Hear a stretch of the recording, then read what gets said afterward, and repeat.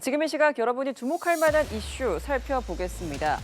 문재인 전 대통령과 딸 다혜 씨가 소유한 차량 2대에 최소 11차례 과태료가 부과된 것으로 확인됐습니다. 부과된 과태료를 모두 체납해 차량 2대 모두 압류된 기록이 있었는데요. 음주운전 혐의로 입건된 다혜 씨는 출석 일정을 조율 중입니다.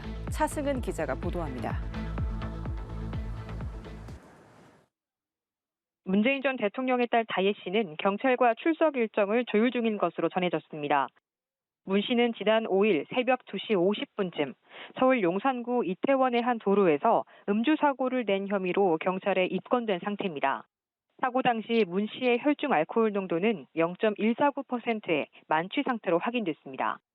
사고 전 문 씨는 불법 주정차와 신호 위반 등 교통법규 위반 정황도 드러난 상태로 경찰은 교통법규 위반 여부에 대해서도 조사할 예정입니다. 이런 가운데 문 전 대통령과 문 씨 소유의 차량에 최소 11차례의 과태료가 부과된 것으로 확인됐습니다. 이번에 사고가 난 문 씨 명의의 캐스퍼 차량이 2차례, 현재 문 전 대통령 명의의 소렌토 차량이 9차례 과태료를 부과받았습니다. 부과된 차량은 모두 체납해 차량 2대 모두 압류된 기록이 있고 캐스퍼 차량의 경우 지난해 주정차 위반으로 과태료 부과 처분을 받아 그해 11월 8일 과태료 체납으로 압류가 됐다가 12일 뒤 해제됐습니다. 이후에도 지난 8월 제주 서부경찰서로부터 교통법규 위반으로 추정되는 과태료 부과 처분을 받은 상태인데요. 역시 과태료가 체납돼 현재는 소렌토에 대체 압류가 등록된 상태입니다.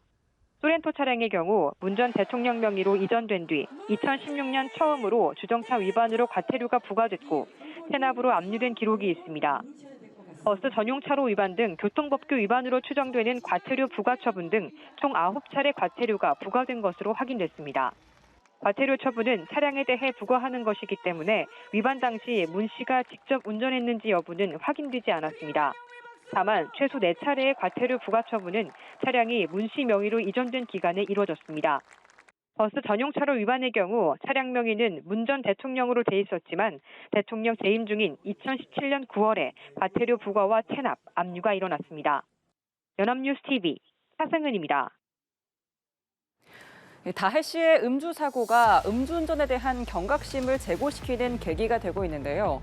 죄 없는 사망자와 부상자를 낳는 음주운전을 근절하기 위한 법규가 강화되고 있지만 지난해 음주운전 적발 건수는 더 늘었습니다. 처벌 수위를 높이면 사고를 줄일 수 있을까요? 나경렬 기자가 보도합니다. 지난 5일 새벽 2시 50분쯤 문다혜 씨는 서울 이태원역 인근에서 만취 상태로 운전하다 택시와 부딪히는 사고를 냈습니다. 당시 문 씨의 혈중 알코올 농도는 0.149%, 면허 취소 수준인 0.08%를 훨씬 웃돌았습니다. 다행히 크게 다친 사람은 없었지만 음주운전은 보통 큰 사고로 이어지기 쉽습니다. 지난달 2명의 사상자를 낸 광주 음주뺑소니 사건이 대표적입니다. 이렇게 위험성이 큰 음주운전은 끊이지 않고 있습니다. 지난 2021년과 2022년 11만여 건이던 음주운전 적발 건수는 지난해 13만여 건으로 크게 늘었습니다. 음주운전이 줄지 않고 있는 건 적발되더라도 가벼운 처벌에 그친다는 인식이 크기 때문인 걸로 분석됩니다. 실제 최근 판결문 100건을 분석해봤더니 징역형의 집행유예가 73건, 벌금형이 25건이었습니다. 실형을 선고받은 건 단 2건에 불과했습니다. 처벌 기준 높아졌는데 음주운전이 끊이질 않는다라는 부분은 아직까지 실제 체감 효과를 음주운전자들이 못 느끼고 있는 것 따라서 강력한 처벌하고 오는 25일부터는 재범자를 대상으로 한 음주운전 방지장치 부착 제도가 시행됩니다. 술을 마시지 않았다는 사실을 호흡을 통해 증명해야 시동이 걸리는데 타인이 대신 숨을 불어넣는 등 꼼수를 막을 대책이 필요합니다. 음주운전 근절을 위해선 처벌 강화와 함께 음주운전 방지장치의 실효적인 운영 방안을 마련해야 한다는 지적입니다. 연합뉴스 TV 나경길입니다. 지난 8월 투숙객 7명이 숨진 경기 부천 호텔 화재는 전형적인 인재인 것으로 드러났습니다. 화재 원인으로 지목된 에어컨 노후 전선은 20년 가까이 방치됐는데요.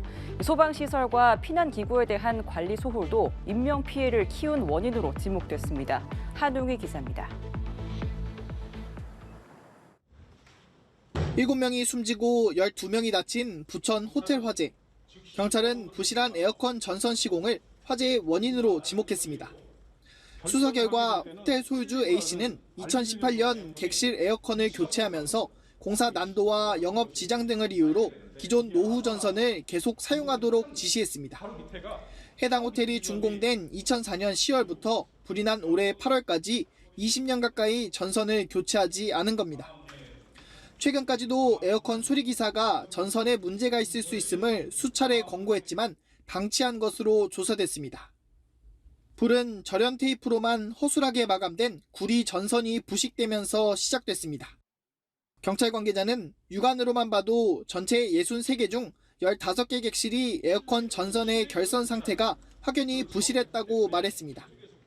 인명피해가 컸던 데는 방화문인 객실 출입문이 열려 있었고 비상구 방화문마저 개방해놨던 탓에 연기와 불길이 급속도로 확산했기 때문이라고 설명했습니다. 전 객실에 비치돼야 하는 간이 완강기 역시 31개 객실에 비치되지 않았습니다. 에어매트로 떨어졌지만 숨진 2명이 묵었던 객실 역시 마찬가지였습니다.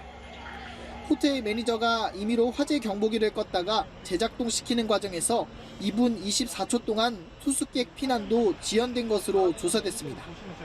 경찰은 뒤집혔던 에어매트에 대해선 사망자가 모서리 지점으로 떨어진 점 등을 고려해 소방의 책임이 없다고 판단했습니다. 다만 체계적인 매뉴얼이 없는 점 등 제도상의 문제점을 관계기관에 통보하겠다고 밝혔습니다. 경찰은 호텔 소유주를 포함한 4명을 업무상 과실치사상 등의 혐의로 입건하고 오늘 구속영장을 신청했습니다. 연합뉴스TV 한웅입니다. 기상당국 기준으로 가장 강력한 허리케인이 플로리다 지역을 관통할 것으로 예보되면서 미국은 초긴장 상태입니다.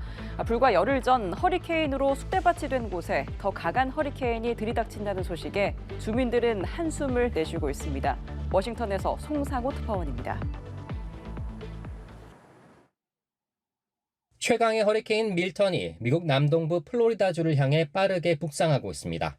최대 풍속이 이미 시속 250km로 미 기상당국은 밀턴을 가장 강력한 허리케인인 5등급으로 격상했습니다. 엄청난 인명피해를 부를 수 있다고 경고하며 주민들에게 대피령을 내렸습니다. If you remain there, you could die. My men and women could die trying to rescue you.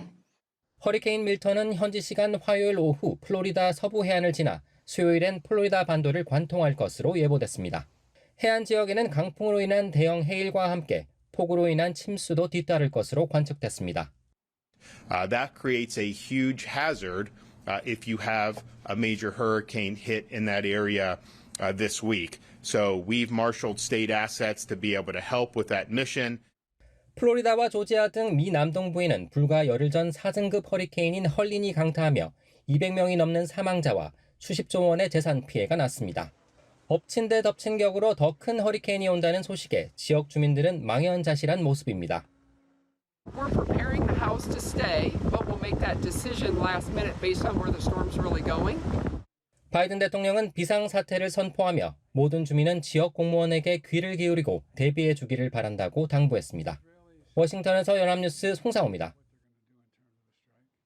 네, 시발점이란 단어가 있습니다. 무엇이 시작되는지 지점을 뜻하는 말인데요. 어떤 학생들은 이걸 욕으로 잘못 이해하는 경우도 있다고 합니다. 학생들 문해력 저하가 심각한 수준이란 조사 결과가 나왔는데 현장 사례들을 성승환 기자가 전해드립니다. 2년 전 웹툰 작가 사인의 예약 과정에서 오류가 발생해 주최 측이 심심한 사과라는 표현을 썼다가 곤욕을 치렀습니다. 매우 깊이 사과한다는 뜻이지만 일부 네티즌이 할 일이 없어 심심하다는 뜻으로 받아들여 항의하는 일이 있었던 겁니다. 이런 문해력이 초중고생들 사이에서 심각한 수준이라는 조사 결과가 나왔습니다. 한국교원단체 총연합회 조사에서 교사 10명 중 9명은 과거보다 문해력이 낮아졌다고 답했습니다. 고3 학생이 풍력이 뭐냐고 물어봤다는 사례가 있었고 중3 학생의 경우 수도가 뭔지 몰랐다거나 두발 자유화의 두발이 두 다리로 아는 학생이 있었던 것으로 조사됐습니다. 이부자리를 별자리로, 족보를 족발과 보쌈 세트로 알고 있었다거나 점심을 뜻하는 중식을 중화요리로 착각하는 학생부터 사건의 시발점을 욕으로 받아들인 경우도 있었습니다. 전문가들은 교육의 필요성을 강조는 하면서도 기성세대의 한자 표현을 학생들이 모른다고 문해력이 낮아졌다고 치부하는 것은 아닌지도 살펴봐야 한다고 조언합니다.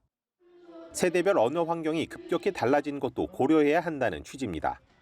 어휘력을 좀 더 강화를 할 필요는 있어요. 지금은 매체가 워낙 다양해지면서 세대별로 언어 사용 환경이 완전히 달라졌지 않습니까? 절반 이상은 제가 못 알아들어요. 그걸 학생들 입장에서 보면 문해력이 떨어지는 거죠.